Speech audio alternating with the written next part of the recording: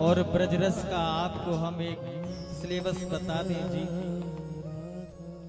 वैसे तो पाठशाला में जाओ तो नर्सरी का कुछ और सिलेबस होता है, फिर केजी का उससे ऊपर, फर्स्ट का उससे ऊपर, फिर 12th तक खूब ऊपर पहुंच जाते हैं, फिर पीएचडी करने जाए कोई तो कुछ और सिलेबस टिपिकल होता जाता है ना, टिपिकल होता जाता है सिलेबस।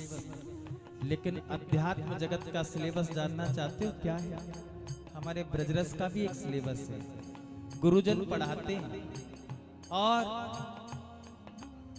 पाठ्यक्रम एक ही है, लेकिन समय समय पे गुरुजन जब परीक्षा लेते हैं तो वो पाठ्यक्रम किसी के लिए कठिन होता चला जाता है, किसी के लिए सुगम होता चला जाता है, सहज होता चला जाता है।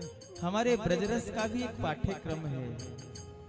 यहाँ ब्रजरस में जो बैचलर है उसको भी सिलेबस में राधा नाम दिया जाता है, और ब्रजरस में जो पीएचडी करने लगे हैं, जो पीएचडी कर रहे हैं, जो उस मुकाम तक पहुंच रहे हैं, उनके लिए भी सिलेबस में राधा नाम ही है, राधा नाम ही है, श्री जी का नाम ही है।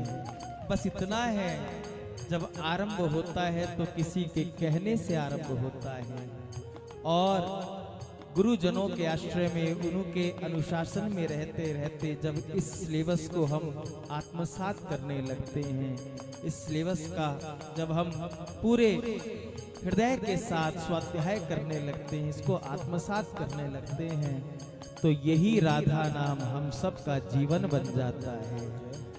मंजिल एक ही है, हमको तो केवल श्री जी के नाम तक पहुंचना है। ये नाम फिर आगे श्री जी के महलों तक हमको लेकर के जाएगा, श्री जी के महलों तक लेके जाएगा। लेकिन जितना हो, जितना बन पाए उतना नाम गाया कर, उतना नाम किया कर, उतना नाम गाया कर। मैंने आरंभ में भी कहा, व्यास जी महाराज ने सब कुछ लिख दिया, 18,000 श्लोक लिख दिए, लेकिन अंत में तो उनको भी लिखना ही पड़ा, नाम संकीर्तनम यस्य। महाप्रभु ने भी कह दिया, हरेर नाम हरेर नाम हरेर नाम एव केवलम।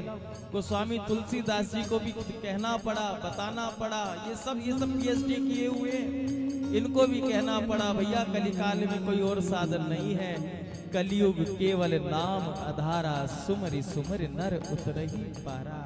नाम की नौका में बैठकर ही हम भव सागर से पार हो सकते हैं।